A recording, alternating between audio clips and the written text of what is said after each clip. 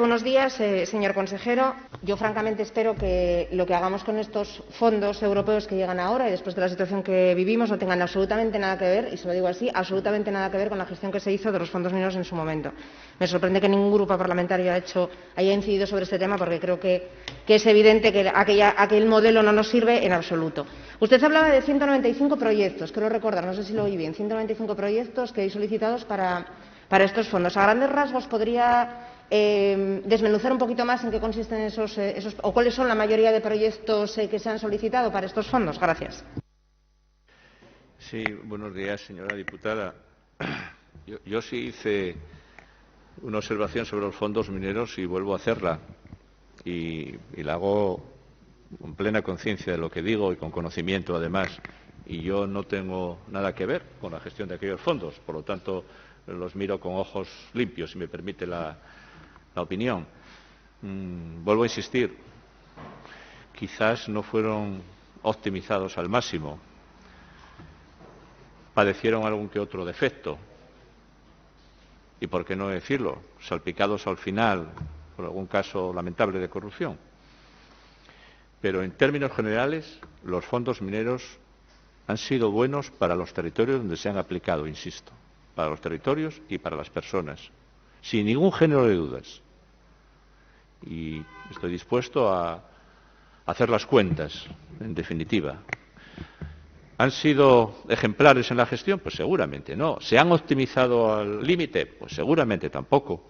Por eso he dicho que este Gobierno, en la gestión de estos fondos, intentará, pues optimizarlos y enmendar, en su caso, errores del pasado. Pero, insisto, ese mantra tan negativo con respecto a los fondos mineros ni es justo ni se corresponde con la realidad de las cosas. Con respecto a la tipología de los proyectos presentados, hablo de tipología porque nosotros somos muy cautos con la exhibición pública de los proyectos hasta que se consoliden, primero por no ponerlos en riesgo y segundo porque muchas de las empresas, o la inmensa mayoría, nos piden confidencialidad hasta el momento en que puedan ser objeto hasta que consoliden y maduren, en definitiva. Son empresas que están en el sector privado y que están en competencia, por lo tanto, eso es algo habitual y a eso vamos a responder con las cautelas necesarias. Proyectos de diferente tipología. Muchos de ellos tienen que ver con la transición energética, con el cambio de modelo industrial, una buena parte de ellos, pero también los hay que tienen que ver con la agroalimentación, con la transformación digital, con el turismo, en definitiva con la práctica totalidad de los sectores que tienen presencia en Asturias, y la mayoría de ellos, además, alineados ya, y por eso creo que el sector privado ha estado muy atento a lo que hacía y lo ha hecho bien, alineados muchos de ellos con lo que se pide. Con lo que se pide dentro de las políticas palanca, dentro del plan España Puede y dentro de lo que es el ecosistema del fondo, ¿no? Yo creo que están la mayor parte de ellos alineados, bien predeterminados. Alguien hablaba de condicionalidad, pues eso es decir, no se puede presentar cualquier tipo de proyectos y tienen que estar alineados con estos condicionantes del fondo. La práctica totalidad de los que se han prestado en Asturias tienen esta característica, pero repito, por quedarnos con algo, una buena parte de ellos tienen que ver con todo el proceso de transformación industrial y de modelo energético de Asturias. Muchas gracias, señor consejero. Si no le parece mal, ya le adelanto que este grupo parlamentario va a pedir una explicitación más concreta de todos y cada uno de los proyectos que van a acceder a los fondos mineros, porque mucho nos tememos, y se lo digo después de las diferentes comparecencias que ha habido de sus consejerías, que se va a alentar de alguna manera ciertos pelotazos enmascarados de transición energética. Yo lo denomino así, señor consejero, yo y mucha gente de la sociedad, pelotazos que tienen que ver o que se ponen el apodo de transición energética, realmente no son tales proyectos o no son proyectos que beneficien a Asturias. Hablaba usted de un elemento fundamental, que es el tema del reciclaje. Yo recuerdo la primera comparecencia que tuvo usted cuando fue consejero, comentaba que una de las líneas más importantes de su consejería era ahondar y profundizar en el reciclaje, porque efectivamente hasta la fecha no tenemos en Asturias, y a través de Cogersa, ese porcentaje o ese nivel más que deseado, que yo creo que en general la sociedad. Acabo de leer ahora, hace escasos minutos, un titular sobre la concienciación que tiene, en este caso, la ciudadanía asturiana con respecto al cambio climático y con respecto a la conservación de su entorno. Yo quería preguntarle si usted podría, porque lo comentó brevemente, si podría afinar un poco más y si tienen ustedes datos para establecer en qué porcentaje se va a aumentar esa capacidad de reciclaje, cuáles van a ser las líneas innovadoras en este sentido, en qué se está trabajando desde Cogersa, bueno, pues para que veamos de alguna manera un poco la luz en este sentido, que creemos que es un elemento fundamental, el tema del reciclaje. Gracias. Bueno, tendremos ocasión, creo que a lo largo de esta comparecencia, de hablar de energía, porque hay diferentes preguntas al respecto.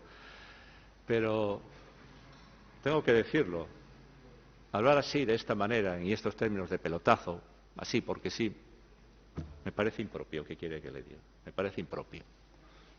Me parece, en fin, impropio del papel que se supone que se le reserva a un parlamentario en una institución, porque hablar de pelotazo sin poner ningún dato encima de la mesa, simplemente por tener un titular, me parece, y es mi opinión personal, me parece lamentable. Lamentable con mayúsculas. Con respecto a los proyectos y al reciclaje, tendremos ocasión de hablar de ello. Buena parte de los proyectos de la consejería de la que yo soy responsable, del consorcio, tienen que ver precisamente que darán un impulso muy notable al reciclaje y a la valorización de los residuos, la conversión de los mismos en energía, en definitiva la economía circular de la que tanto venimos hablando. Casi todos los proyectos que manejamos desde esta consejería tienen que ver con esto. Son proyectos públicos, algunos de ellos, y otros en colaboración con empresas del sector energético, del sector de los residuos, del sector de la economía circular en general. Esto es lo que le puedo decir en estos momentos. En los próximos meses, cuando estos proyectos puedan ser públicos y maduren, pues iremos compartiendo con todos ustedes la naturaleza de cada uno de ellos y la aportación al futuro de la sostenibilidad y de la calidad del medio ambiente de la región. Después, en mi turno de fijación de posición, le diré lo que yo también pienso. Si usted habla de manera personal, lo que considera de manera personal, también se lo diré yo, le explicaré por qué utilizo ese término, y los términos son libres, independientes, y más en este estado de libertad y de libertad de expresión. Señor consejero, hablaba de la economía circular, que también era uno de los ejes fundamentales de su consejería, y hablaba de la economía circular relacionada con en este caso hablaba del reciclaje, demás proyectos y demás proyectos en concreto. Pero van ustedes a valorar, lo digo por lo que tiene que ver con el ámbito de conservación del medio natural, van ustedes a valorar proyectos valorar si cabe de manera más especial los proyectos de economía circular que se puedan dar, por ejemplo, en la zona rural, es decir, que tengan que ver con una transición ecológica, que tengan que ver con el respeto del medio ambiente y a la vez con la potenciación de ámbitos, pues de ámbitos económicos en la zona rural. Gracias. Mire, podremos ocasión de hablar de lo que usted considere, pero ustedes, permítanme que se lo diga, tienen la piel muy fina, porque usted habla, se ampara en la libertad de expresión, no me la corresponde negar a mí. Yo también, en uso de la libertad de expresión, puedo hablar de lo que opino acerca de algunas de las expresiones que se vierten aquí. Y vuelvo a insistir, me parece lamentable y frívolo utilizar expresiones de esta naturaleza sin ningún argumento detrás, sin ninguna base, simplemente buscando un titular fácil. Por lo tanto, no tenga usted la piel tan fina, yo la tengo tan fina como usted, piel por piel. Con respecto a lo que me preguntaba sobre los proyectos de economía circular, pues sí, algunos de ellos, tendremos ocasión de ellos, tienen como soporte territorial la zona rural. Y estamos especialmente volcados en algunos que yo creo que, con alguno en concreto, que va a ser, en mi opinión, muy relevante para el medio rural asturiano. Muchas gracias, señor consejero. Y para finalizar, la última pregunta que le hago en escasos segundos, porque lo dijo así de pasada, porque tenía muchos temas que hablar y lo dijo un poco rápido. Cuando hablaba de necesidades de personal, entiendo que parte de estos fondos que llegan ahora también se van a utilizar para suplir esas necesidades de personal. No le voy a hacer ninguna pregunta con respecto a temas de igualdad, porque he de decir que desde este grupo parlamentario todas las políticas o casi todas las políticas que se están haciendo desde esta dirección nos parecen adecuadas y correctas.